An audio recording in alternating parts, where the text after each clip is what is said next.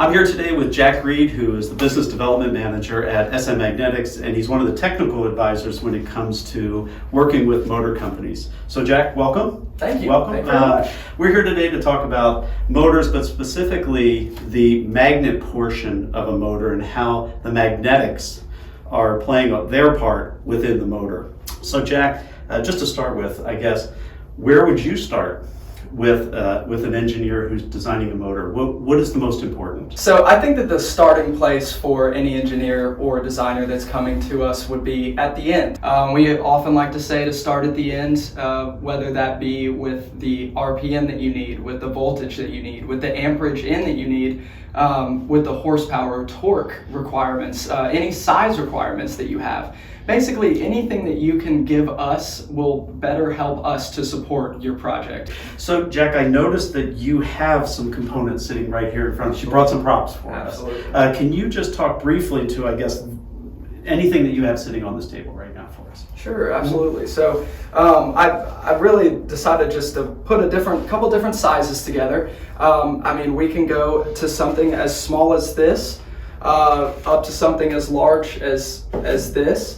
Or possibly as this, but I decided to put these together really as just visuals to show you some of the different things that we can do in custom and also in stock that we do in-house. Okay, now I noticed you have some wire here, and I know we're here to talk about the magnetics instead of the wire stuff, but why bring the wire today?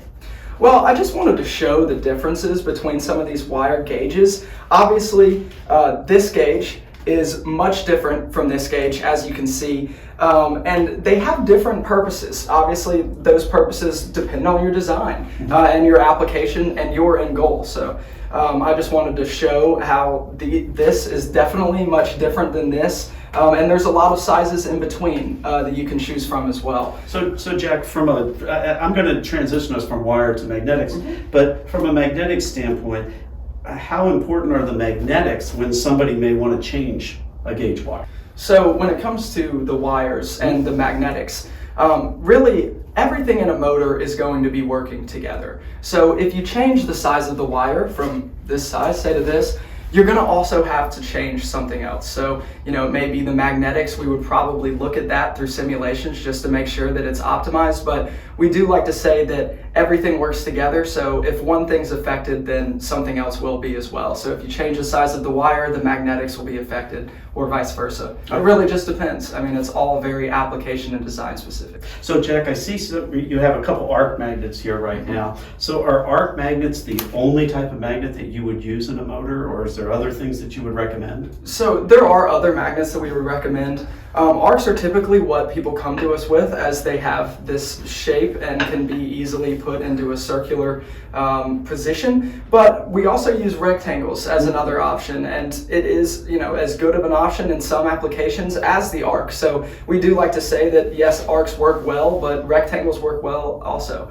Those would be the two I would see as being the most important shapes here for a motor, but not just arcs, definitely rectangles as well. And air gap. Let's talk about air gap real Absolutely. quickly. Is there a standard air gap that you would recommend, or what would you suggest? So when it comes to air gap in a rotor and stator, and that's really the air gap that you're talking about when it comes to the motor, is the air gap in between your rotor and your stator core.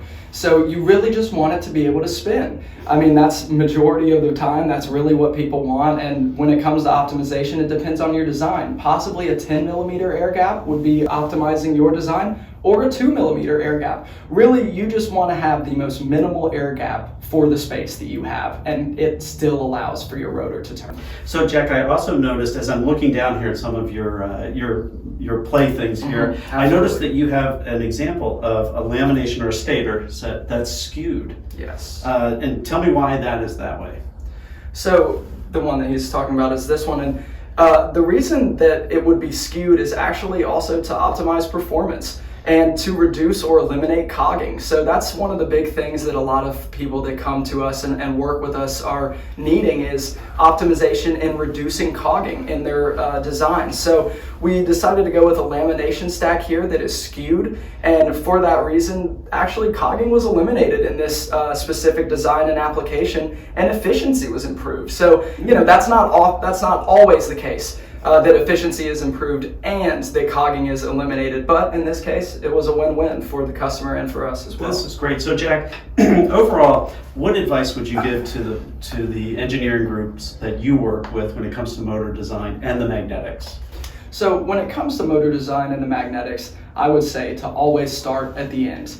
You want your end goal to be attainable, achievable, and really, possible within your size parameters, within what amperage you have, within what horsepower or torque that you need, and really it all has to do with what your end goal is. So if we know what your end goal is, we'll have a much better chance of supporting your project. So Jack, thank you very much. Jack and I are going to be doing a series of these conversations as it relates to motors. The next ones we're going to be doing are on Hallback assemblies and Hallback motors, and then the other one is on a vibratory or haptic motor. So Jack, thank you for the help. For those of you that need to get in contact with Jack, you can see the icon at the bottom. Email him at that email listed below. Thanks. Awesome. Thank you.